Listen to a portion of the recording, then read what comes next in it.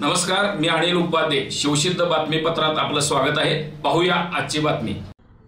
आधार संस्थेसारख्या निस्वार्थ भावनेने समाजसेवेसाठी झोकून दिलेल्या संस्थांची आज समाजाला गरज असून संस्थेच्या या कार्यक्रमाला दिलेला वेळ सार्थकी लागला असं वाटतं. आदर्श माता म्हणून निवड केलेल्या माजी खासदार निवेदिता माने यांचे कार्य आदर्शच आहे. वृक्षारोपण चळवळ काळाची गरज आहे असे मत अंधश्रद्धा निर्मूलन समितीच्या अध्यक्षा सरोज पाटील यांनी व्यक्त केलं. याबाबत अधिक माहिती अशी की हातकणंगले तालुक्यातील रोकडी इथं आधार फाउंडेशनच्या वतीने एकूण 16,000 वृक्षांची लागवड करण्यात आली होती. त्यातील 13,000 झाडे जगलेली असून रोकडी रेल्वे स्टेशन परिसरात ऑक्सिजन झोन तयार केला आहे. या आधार फाउंडेशनने पर्यावरणासह समाजातील असंख्य लोकांना आधार दिला आहे. आधार फाउंडेशनचा वर्धापन दिन आणि आदर्श माता पुरस्कार वितरण सोहळ्याचे आयोजन करण्यात आलं होतं. यावेळी माजी खासदार डॉक्टर निवेदिता माने यांना अंधश्रद्धा निर्मूलन समितीच्या अध्यक्षा सरोज पाटील यांच्या हस्ते आदर्श माता हा पुरस्कार देऊन सन्मानित करण्यात आले. यावेळी बोलताना माजी खासदार डॉक्टर निवेदिता माने म्हणाल्या की आधार फाउंडेशन या सामाजिक संस्थेकडून झालेला सन्मान हा माझ्या आयुष्यातील परमोच्च सन्मान असून हे ऋण न विसरण्याजोगे आहे. आधार फाउंडेशनचे काम इतके अप्रतिम आहे की त्या कामाची महाराष्ट्र शासनालाही नोंद घ्यावी लागली आणि अशा संस्थेने जो माझ्या आणि माझ्या परिवाराच्या उपस्थितीत आदर्श माता पुरस्कार देऊन गौरव केला तो सन्मान माझ्या संघर्षाच्या काळात ज्या माझ्या रोकडीच्या लोकांनी पडत्या काळात साथ दिली त्या मातीतील सर्वोच्च सन्मान आहे. त्यामुळे आज मी स्वतःला भरून पावले असून फाउंडेशनचे आणि गावकऱ्यांचे आमच्या घराण्यावरचे ऋण न विसरण्यासारखे आहे. यावेळी बोलताना खासदार धैर्यशील माने म्हणाले की माझ्या आईच्या या सन्मानाने आम्ही संपूर्ण माने कुटुंबीय भारावून गेलो आहोत. आधार फाउंडेशन या संस्थेने आजपर्यंत जातीपातीच्या पलीकडे जाऊन समाजसेवा हाच आपला धर्म मानून काम केले आहे. आधारचे काम हे नेहमीच गावासाठी आणि जिल्ह्यासाठी भूषणावह असून या कामासाठी सर्वतोपरी सहकार्य करणार आहे. आदर्श माता पुरस्कार हा समाजातील सर्वच मातांचा आहे. दरम्यान प्रारंभी प्राध्यापक खंडेराव शिंदे लिखित रुकडी गावचा इतिहास या पुस्तकाचे प्रकाशन करण्यात आलं.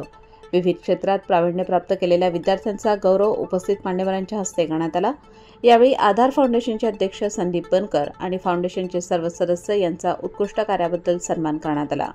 यावेळी चिंतामण परिशवाड, राम चट्टे, वैशाली दाभाडे यांनी मनोगत व्यक्त केले. कार्यक्रमाला वेदांतिका माने, पोलीस पाटील कविता कांबळे, आधारचे संस्थापक संदीप बनकर, शीतल खोत, सचिन चव्हाण, भगवान पोळ, प्रशांत पाटील, भरत कुंभार, डॉक्टर निशा तांदळे, अंबामाता भजनी मंडळाच्या सर्व सदस्या यांच्यासह आधारचे सर्व सदस्य व ग्रामस्थ मोठ्या संख्येने उपस्थित होते.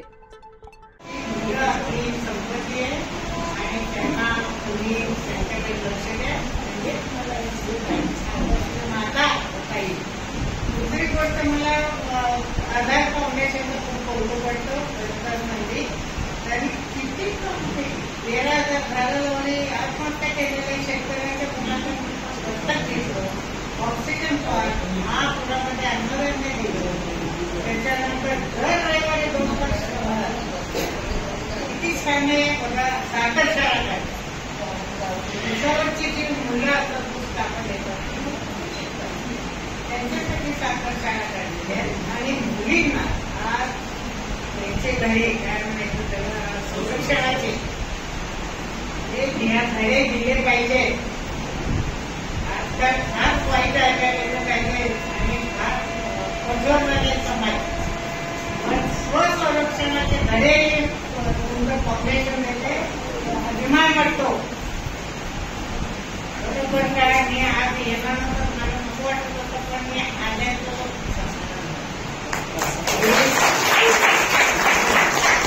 छान गावाला अशी मला भेट देता आली पाहिजे. काहींसाठी आदर्श माता मला पाहायला मिळाली, त्यांचे अनुभव ऐकले आणि तुम्ही त्यांच्यावर किती करा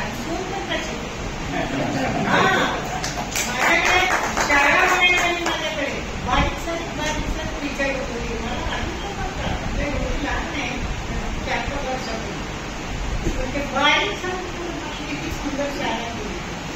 कौतुक आहे तुमचं, खूप चांगलं आहे. तुम्ही चांगली घडवली, त्याला स्वातंत्र्य देतात ना. महिला मी सांगू, महिला या अत्यंत चिवट आणि हुशार असतात. पण आपला समाज त्यांना पूर्ण समाजाला तुम्ही बघा.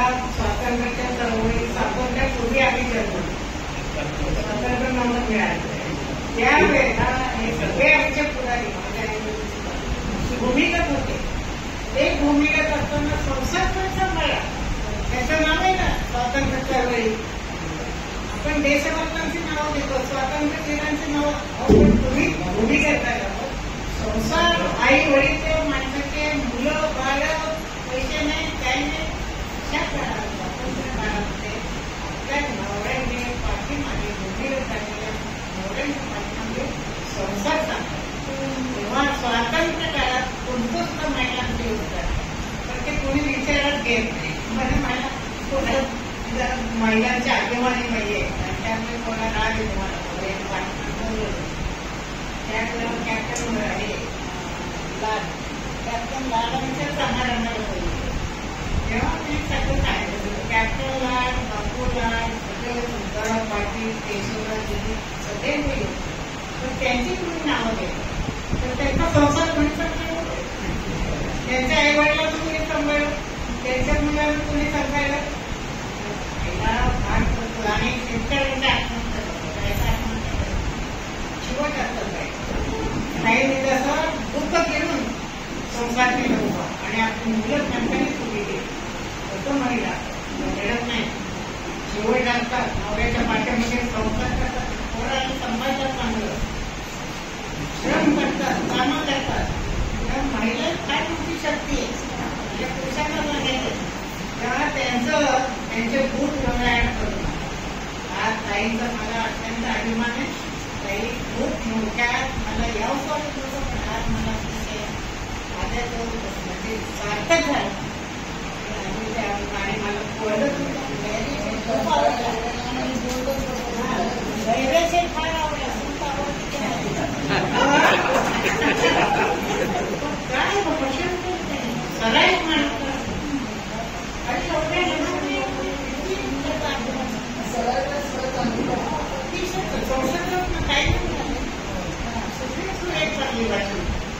संसदेत बोलणं काही सोपं आहे, खायला पण मिळणार. बघा तुम्ही ते राजू शेट्टी तर तुम्हाला शुभेच्छा माझ्या आणि धैर्यशीलला तुला सगळे चांगले आशीर्वाद देते. आणि या गावाचं भलं होईल. आमची शाळा इथे आहे, त्यांना पण जरा म्हणजे शिका करायचं काय रुपयाकडे देत नाही तर तुम्हा सगळ्यांचं मी हे करते, आभार मानते. आणि माझ्या कमिटीकडे म्हणत नाही, माझी 80 रुपयाची पेन्शन आहे आणि एनडी पाटील 18 वर्ष त्यांची थोडीशी 50 रुपये पेन्शन आहे आणि मी संस्थेकडनं आमचं काही नाही. त्यामुळे माझ्या शक्तीनुसार मी मुलाकडे स्वयं होईल. माझ्या शक्तीनुसार या आधार फाउंडेशनला मी 5,000ची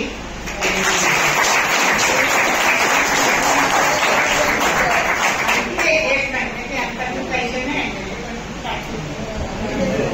धन्यवाद. आणि आमच्या कुटुंबियांच्यासाठी भावनिक आणि हृदयस्पर्शी अशा कार्यक्रमासाठी खरं तर आज आपण सर्वजण एकत्र जमलात. दुसरी गावाच्या वतीनं आणि आधार फाउंडेशनच्या वतीनं आज माझ्या आईला माईंच्या हस्ते सन्मानित केलं. त्याबद्दल आधार फाउंडेशनचे मनापासून ऋण आभार. योगायोगानं आज व्यासपीठावर आई, माई आणि ताई तुमच्या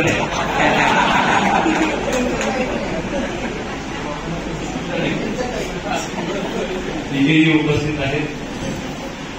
आणि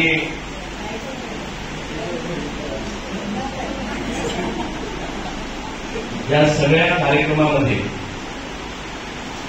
त्यांच्यामुळं माझ्या आईला पुरस्कार मिळाला तो मी जर चांगला वागलो नाही तर तुम्ही आदर्श होऊ शकत नाही.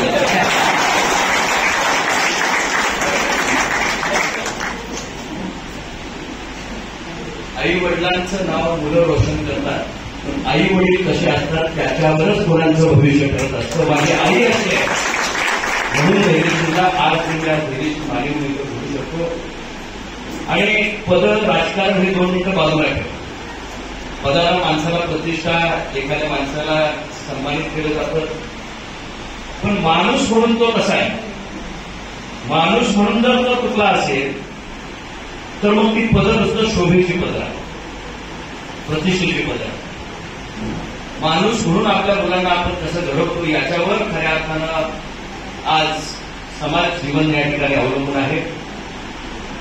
आणि इथं बसलेल्या एका आईचा सन्मान आज कदाचित पुरस्कार रूपाने या ठिकाणी आधार फाउंडेशनने केला असेल, पण माझ्या दृष्टिकोनातून भारत देशाची आणि जगातली प्रत्येक स्त्री आणि प्रत्येक आई खऱ्या अर्थानं आदर्श आई आहे, म्हणूनच ते जग चाललंय.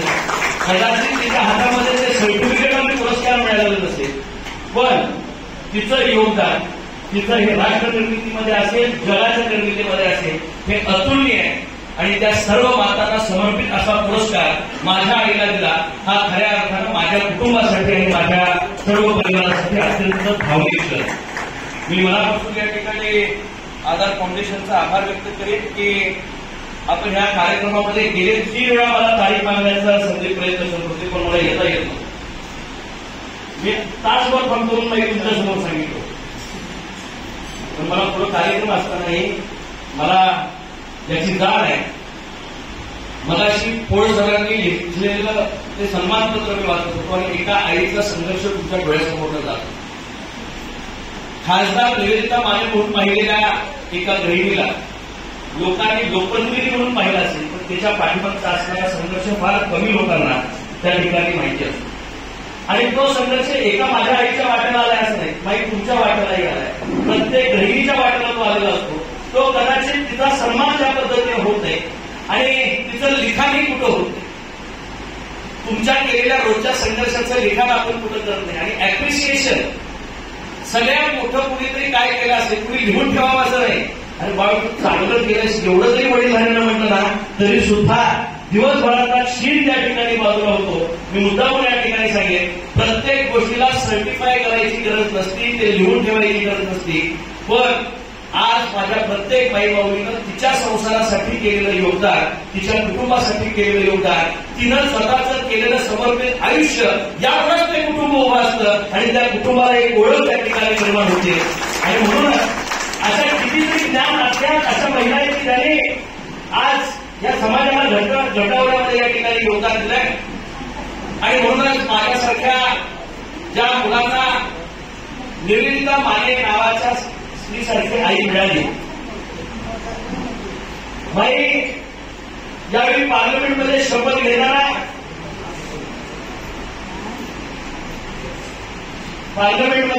घेताना माझा पूर अभिमानानं भरून घेत होतो. कारण ज्यावेळी मी शपथ घेत असताना नावाची सुरुवात मी धैर्यशील निवेदिता संभाजीराव माने अशा पद्धतीने करायची.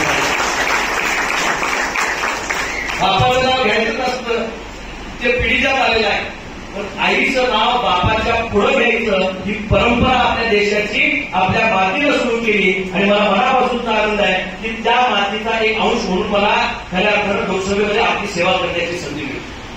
3 पिढ्यांना एखाद्या कुटुंबाला स्वीकारणं इतकं सोपं नाही. झाड आजोबाने लावलं होतं, पण नातो ठरतो आधार फाउंडेशन.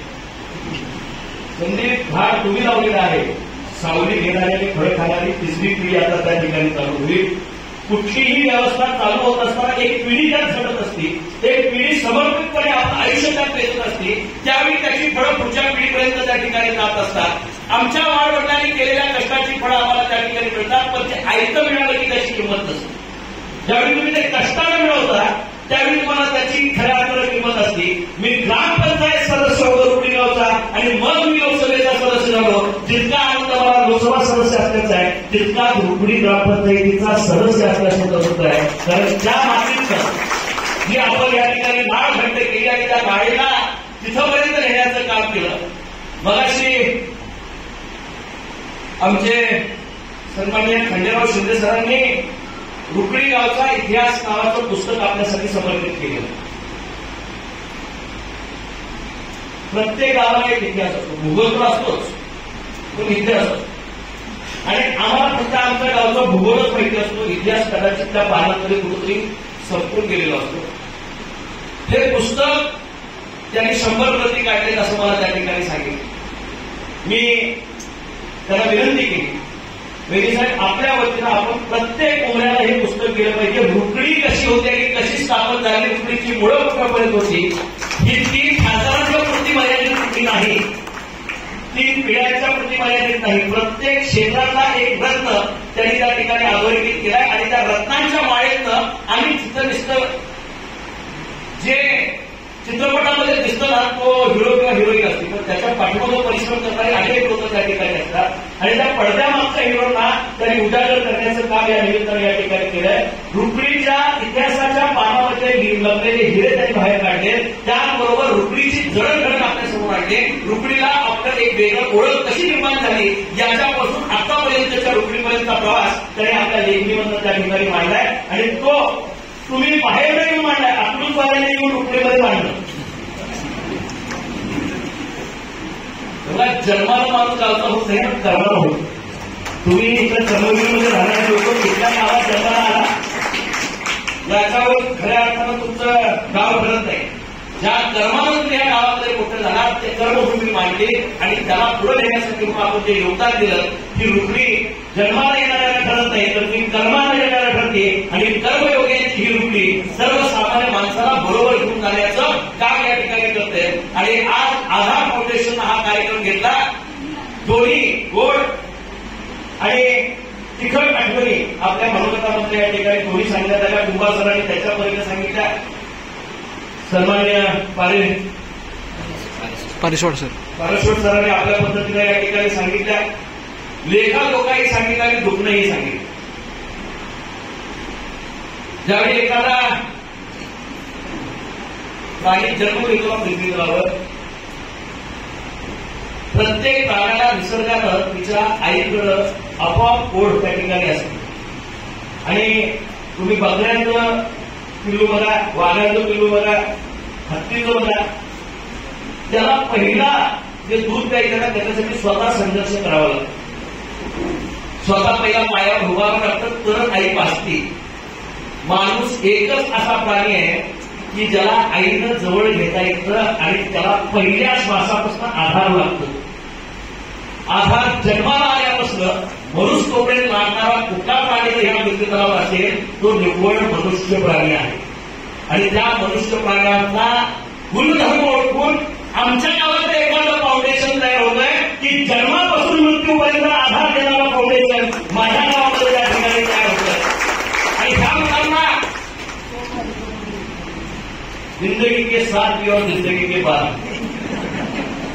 एलआयसी पॉलिसी होती तसं आधार फाउंडेशन जन्मापासून मृत्यूपर्यंत सगळ्या जडणघडणीमध्ये सामान्य माणसाच्या मदतीला येणारं, धावून जाणारं, गोरगरिबांच्यासाठी कुठलीही अपेक्षा न ठेवता त्यांच्या ऋणामध्ये राहून काम करणारे फाउंडेशन त्या ठिकाणी तयार होतं. माणसं संस्कारांनी मोठी होतात.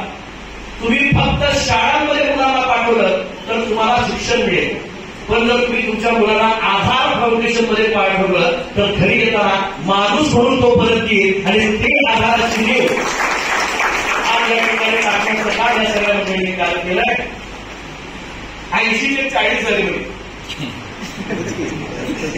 वाढायचं सोडून आधार जरा कमी व्हायला. मी मुद्दावर या ठिकाणी सांगेन, ज्यावेळी पडती वेळ असते ना त्यावेळी कुणाच्या आधाराच्या गरज असते आणि त्या आधाराला अनंत साधारण अशा पद्धतीचं महत्व आहे. ज्यावेळी तुमचं सगळं चांगलं असतं त्यावेळी तुम्ही आधाराची अपेक्षा धरत नाही, तुमचं दुसऱ्याचा आधार होण्याचं सुद्धा आपल्या लक्षात येत नाही. अनेकांना डोळे आहेत पण प्रत्येक डोळस माणसाला दृष्टी आहे असं नाही.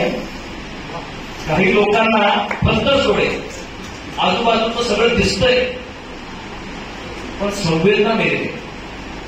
ज्याच्या संवेदना जागे तोच आणि तोच खऱ्या अर्थानं आपला आणि आपल्या पंचकृषीचं भाग्य बदलू शकतो. निश्चितच मला आनंद आहे की आधारच्या निमित्तानं रुकणीमधला संवेदनशील माणूस जिवंत आहे. जो माणूस इतरांच्याकडे करुणेवर पाहतो, त्याच्यामधला चांगुलपण पाहतो, त्याचे कष्ट पाहतो, त्याची असणारी अडचण पाहतो आणि त्याच्यावर मार्ग करण्यासाठी म्हणून स्वतः धडपडतो, दुसऱ्याची वाट बघत बसत नाही. मला निश्चितच आनंद आहे की संदीप बनकर नावाच्या एका ध्येयवेड तरुणानं केलेली सुरुवात आज 40 ठिकाणी जाऊन पोहोचली. आम्ही फाउंडेशन काढून नालेसाहेबांच्या नावानं काम चालू केलं असतं संदीप, पण तुमचं फाउंडेशन आमच्या पुढे जाऊन काम करतंय. आमच्या कुटुंबातील एक व्यक्ती त्या फाउंडेशनला आम्ही आज समर्पित करतो. वेदांतिका धैर्यशील माने आता याच्या पुढे आधार फाउंडेशनच्या सदस्य असतील. तिथला आपलं फाउंडेशन काढायचं आदिवासी त्यांच्या फाउंडेशन मध्ये समर्पितपणे काम करायचं आणि 40 ते 4,000 कशी होतील याच्याकडे आतापर्यंत. कारण एकाच्या हाताला कुटुंब वाढते, अनेकांच्या हात त्या ठिकाणी लागतात. आपल्या कुटुंबाला सावली देण्याचं, पंखाखाली घेण्याचं सगळेच काम करतात, पण इतरांच्या कुटुंबाला आपलं सांभाळून काम करणारी व्यवस्था ज्यावेळी तयार होती त्यावेळी त्या राष्ट्राला एक वेगळी ओळख त्या ठिकाणी निर्माण होईल. एक सिंधूचा बदला घेण्यासाठी आमचा देश हद्दीपार गेला. जे आता त्याच्यामध्ये धारा चित्रपटे त्यांच्या घरचं सिंधू सुद्धा या ठिकाणी अडचणीत आलं होतं, पण आपल्या सिंधुरावर जर धारा लागला तर जात धर्म पंथ याच्या पलीकडे राष्ट्र म्हणून आपण उभं राहतो हे जगासमोर आपण दाखवून दिलं. उद्याच्या काळामध्ये सुद्धा रुपडी गावामध्ये जे आपण काम करतोय ते जात धर्म पंथ याच्यापेक्षा भाषापेक्षा आम्ही माणूस म्हणून जन्माला आलोय, माणूस म्हणून मरणार आहोत, पण माणुसकी कशी जिवंत राहील याच्यासाठी काम करणारी व्यवस्था राहिली पाहिजे. तुमच्यापैकी पुढे बसलेल्यांना मला विचारायचं आहे, कर्म महत्वाचं का धर्म महत्वाचा? कर्म ना. किती लोकांना वाटतं धर्म महत्वाचा? या हॉलमध्ये बसलेल्या माई एकालाही वाटत नाही धर्म महत्वाचा. सगळ्यांनी म्हटलं कर्म महत्वाचं. चोर सुद्धा कर्मच करतो, दरोडेखोर कर्मच करतो, खुनी माणूस पैसे मिळण्यासाठी कर्मच करतोय, सतत कर्म आहे.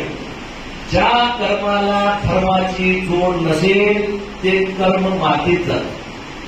त्यामुळे कर्म आणि धर्माची सांगड न घालायची, धर्म कुठला पाळायचा? प्रत्येकाचा वेगळा धर्म आहे. माझ्या दृष्टिकोनातून आपल्या देशामध्ये 2 धर्म आहेत. एक आहे मानवता धर्म आणि दुसरा आहे राष्ट्रधर्म. ह्या दोन्हीचं पालन करणारी पिढी आपल्या गावात तयार झाली तर निश्चितपणे कर्म आणि धर्म, त्याचा कर्म राष्ट्रनिर्मितीसाठी पाहिजे आणि त्याचा धर्म मानवतेचा पाहिजे. ह्या दोन्हीची सांगड घालणारी पिढी तयार करण्याचं काम आधार फाउंडेशननं करण्याचा जो संकल्प घेतलाय, निश्चितपणे या दोन्हीची सांगड घाला. जातीपातीमध्ये पडू नका. समाजाच्या एकजुटीनं हे राष्ट्र निर्मितीचं काम एका वेगळ्या भावनेला आपण करण्यासाठी म्हणून एकत्र येऊया. आज ऑक्सिजन पार्क त्या ठिकाणी तयार झालाय. देवराई असायची, तुम्हाला पूर्वी माहिती आहे, जंगल कोण प्लांटेशन केले होते? जंगलात जे जाता तुम्ही सह्याद्रीच्या घाट पाथ्यावर वगैरे जाल, एवढं प्लांटेशन कोण केलं?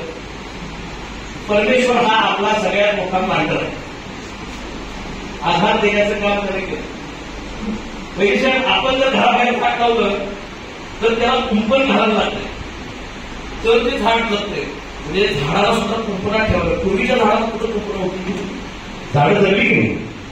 देवराई निर्माण झाली ना प्रत्येक गावामध्ये त्या काळामध्ये. देवराई म्हणजे काय होतं? वनस्पतीयुक्त झाडं त्यावेळेची त्यांनी जतन केली आणि त्यांना काय सांगायचं म्हणजे माणसं त्याला सुद्धा बकरी लावली असती लोकांनी. माणूस हे वाईट आहे. त्याला बकरी लावली असती, म्हशी लावून खाल्ल्या असत्या, लोक म्हणजे असते. लोकांनी काय सांगितलं त्यावेळेच्या पुजाऱ्यांनी, हे देवाच्या भोवतीचं वन आहे, त्याला देवळी म्हणतात आणि याला जर जनावरांना तोंड लावलं, ज्यांचा जनावर असेल त्याच्यावर देव कोपण. आता देव कोपण म्हणून वन शिल्लक राहील. आजीबाईचा बटवा पूर्वी पडद्यामध्ये असायचा. आपल्याकडे छोटं मोठं पोटात दुखलं तर डॉक्टरकडे जायची पद्धत नव्हती. आपली आजी आत्तातनं त्या ठिकाणी तयार करायची. त्या वनस्पती आपल्या पडद्यामध्ये त्या ठिकाणी असायच्या आणि त्यामधनं आपण आपलं आयुष्य त्या ठिकाणी निर्माण करायचो. आता प्रत्येक गोष्ट खोकला झाला डॉक्टरकडे गेलो, टोचूला मारता बरोबर टोचायचं आपल्याला माहितीच नव्हतं. हे टोचायचं परदेश होता. आपली रोगप्रतिकार शक्ती जितकी प्रचंड होती, आपल्या निसर्ग संपदेचा वापर करून आयुर्वेद आपलं इतकं प्रगल्भ होतं की सगळ्या गोष्टींवर मात करण्याची ताकद आणि ह्याच्यामध्ये या ठिकाणी हिंमत आपल्या हाताला सर्व भौगोलिक परिस्थितीमध्ये होती. देवाच्या नावावर वनं टिकली. आज त्याला कुंपणं घालायची वेळ आहे. घरामध्ये सुद्धा घर राहिलं, घराचे बंगले झाले, बंगल्यामध्ये भिंती झाल्या. आईची खोली वेगळी, पोराची खोली वेगळी आहे. आईला अटॅक येत असला की पहिली खोली पोराला वेळ नाही गेलं. घरातल्या घरात खोले घर कशाला म्हणावं की ज्याचा आवाज आईचा आग आला तर लेकराला तिथं कळ आली पाहिजे. आजीच्या आईला कळ होतं तो सोप्यातच झोपायची सगळी. सोपा गायब झालाय, आता सोपा शेणा. सिमेंटच्या जंगलात पक्ष्यांचा किलबिलाट हरवू लागला. सिमेंटच्या जंगलात किलबिलाट हरवू लागला. रोहन सांगतात की सिमेंटच्या जंगलात पक्ष्यांचा किलबिलाट हरवलाय, पण ज्याला कुपरी गावामध्ये किलबिलाट ऐकायचं असेल तिथं ऑक्सिजन पाठवली आहे. आणि त्यांनी 12,000 आम्ही एका मुलीचे पालक आहोत. हे 12,000 वृक्षांचे पालक आहेत. 12,000 मुलं सांभाळण्यासारखं आहे, त्यांना संगोपन केल्यासारखं आहे, त्यांना वाढ केल्यासारखं आहे, त्यांना खत घालायला लागते. एक झाड लावून मला म्हणजे त्याला जागवतात काय त्रास होतो हे आपल्याला त्या ठिकाणी कळतं. आज 12,000 झाडं या मुलांनी आपल्या कर्तृत्वाला त्या ठिकाणी लावली आणि त्यांनी किती लगवली 17,000 लावले त्यांनी 12,000 झाले. सक्सेस रेट त्यांचा 80%वर आहे. निश्चितच हे कौतुकास्पद आहे. पूर्वी पृथ्वी आपल्याला निसर्गानं जशी दिली तशी जर परत करायची झाली तर आपल्याला स्वतःवर मर्यादा घालाव्या लागतील.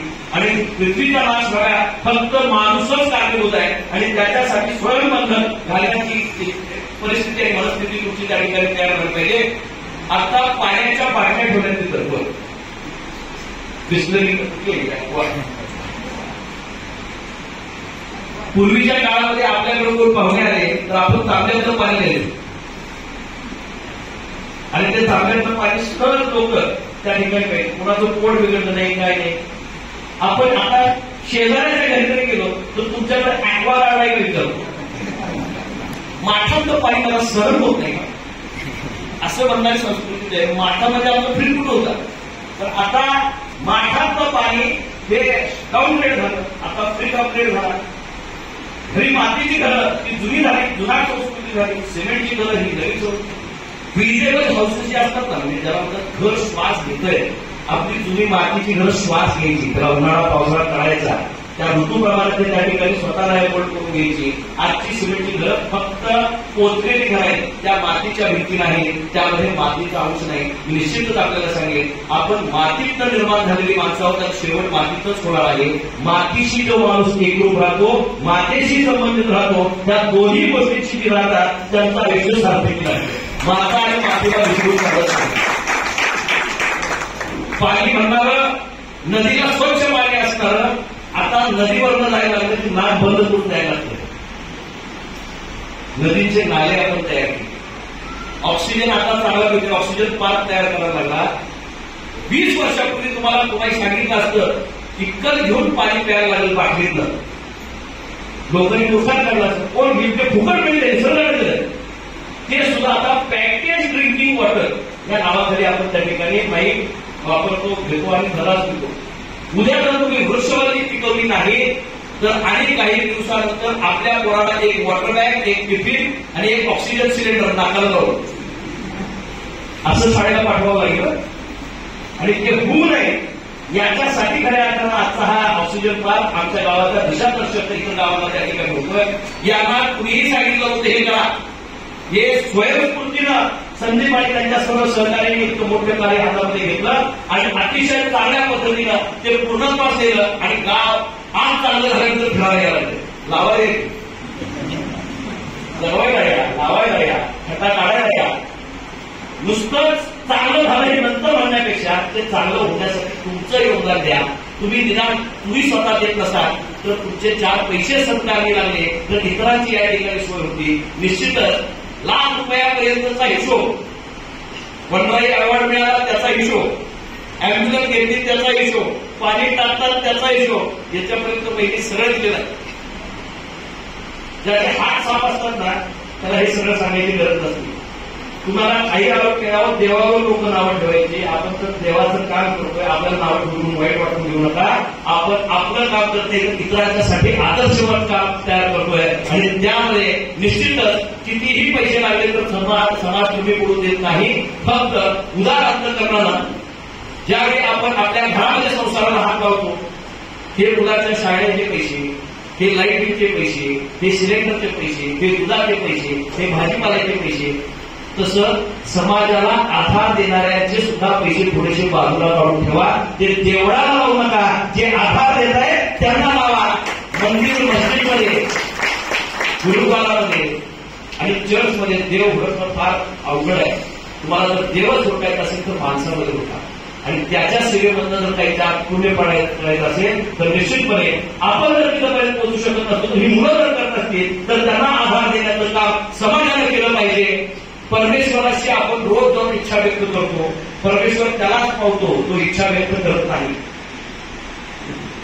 रोज उठून जर समजा तुम्ही तुमची पोरं तुम्हाला चॉकलेट देता नाही, बर्फी देतो, आपण सुद्धा आपल्या मुलांना सवय लावली, तू एवढे मार्क काढ, तुला सायकल घेऊन देतो, गिव्ह अँड टेक, आम्हीच दाखवायचं आणि मग आपल्या पोरांच्याकडे आपण काम करून घ्यायचं. कुठलीही निस्वार्थ भावनेनं परमेश्वर आपल्या लेकरांना समान लेखतो आणि त्यांना कामाची संधी देतो.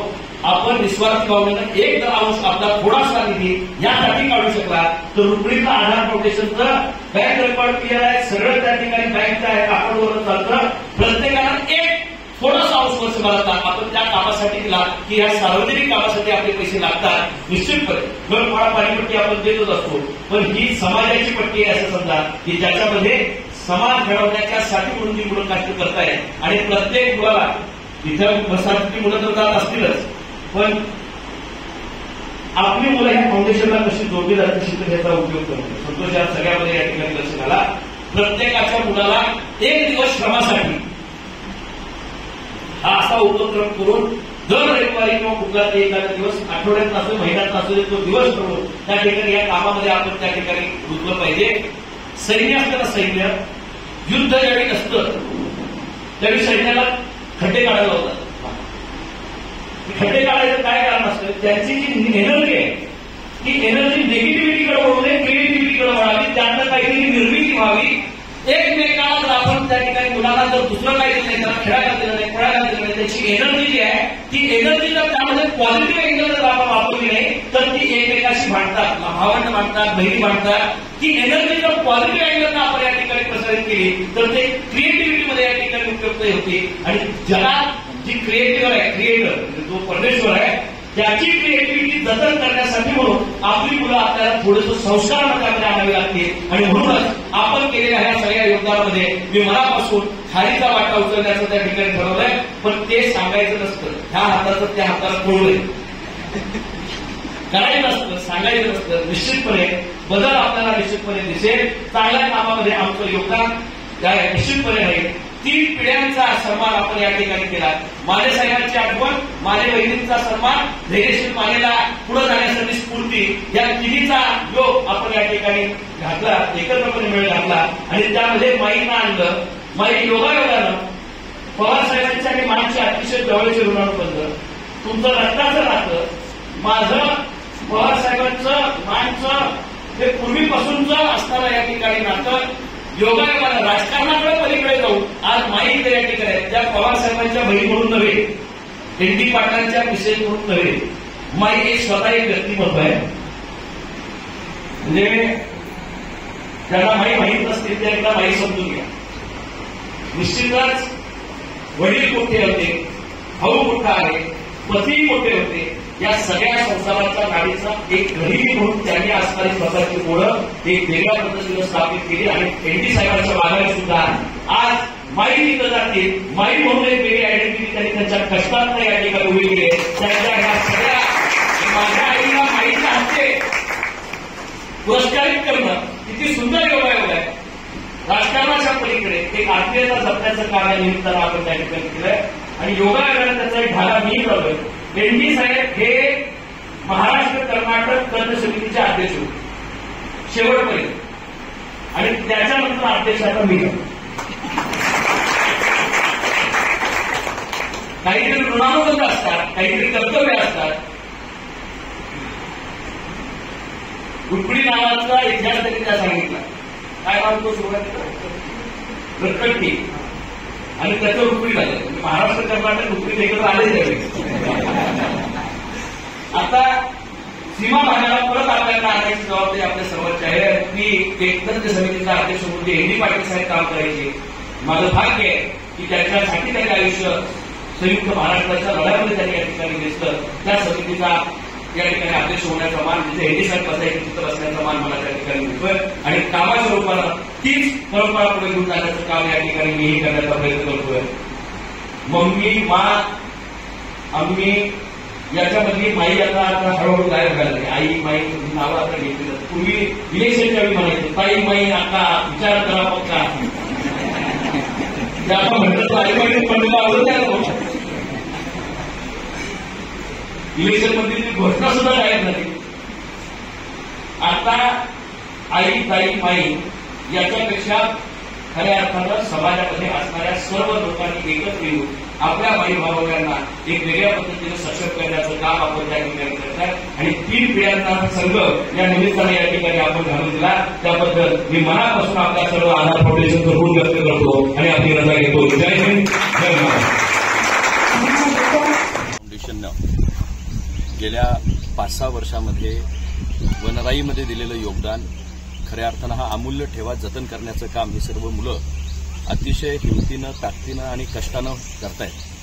रुकडी आणि पंचकृषीमध्ये जवळपास 12 ते 13 हजार वृक्ष नुसतं लावणं नाही तर ते जगवण्याचा उपक्रम या सगळ्या मुलांनी केला. प्रसंगी खांद्यावर पाणी घेऊन जाऊन तिथंपर्यंत नेणं, बारड्याने नेऊन पाणी तिथंपर्यंत देणं. आता तर ठिबकचं इथं जर ऑक्सिजन पार्क रुकडीमध्ये झालाय त्याच्यामध्ये तर ठिबकची व्यवस्था त्यामध्ये तयार करून कुणालाही अपेक्षित नव्हतं इतक्या सुंदर पद्धतीचा खऱ्या अर्थानं हा ऑक्सिजन पार्क या मुलांच्या कष्टातनं त्या ठिकाणी उभं राहिलाय. मला मनापासूनचा मनस्वी आनंद आहे की याच्या सुरुवातीपासून आतापर्यंत साक्षीदार मी त्या ठिकाणी आहे आणि प्रत्येक टप्प्याला आधारमध्ये जे काही काम हाती घेतलं ते यशापर्यंत नेण्याचं काम या सर्व मुलांनी एकत्रपणे टीमवर्क म्हणून त्या ठिकाणी केलंय. निस्वार्थी भावनेनं आज ही मुलं आपला आपला व्यवसाय करून आपलं आपलं काम करून समाजाला आपलं योगदान देत आहेत, निसर्गाला आपलं योगदान देत आहेत. आता सुद्धा तुम्ही ऐकत असाल तर तो चिमण्यांचा चिवचिवाट जो पाठीमागे ऐकू येतो ही खरंच ह्या मुलांची देण आहे. कारण गावातले पशु पक्षी तर गायबच होत आहेत की काय अशी परिस्थिती होती. पण आज ते जे गाणं गात आहे पक्षी त्याचं खरं कारण ह्या मुलांनी घेतलेले कष्ट आहेत. त्यांनी निर्माण केलेली त्यांची ही वृक्षवल्ली आहे आणि निसर्गाशी एकरूप होऊन नुसतं ऑक्सिजन पार्क आपण कोविडच्या काळामध्ये बघितलं की लोकांना घरी ऑक्सिजन लावायची वेळ आली होती. प्रत्येक ठिकाणी जाताना ऑक्सिजन किती महत्वाचं हे आपण त्या ठिकाणी बघितलं आणि जर समजा प्रदूषण असंच वाढत निघालं तर कदाचित आता पाणी जे मुबलक मिळायचं, स्वच्छ असायचं, नदीचं पाणी कुणीही पिऊ शकत होतं ते पाणी आपण कंटॅमिनेट झालंय.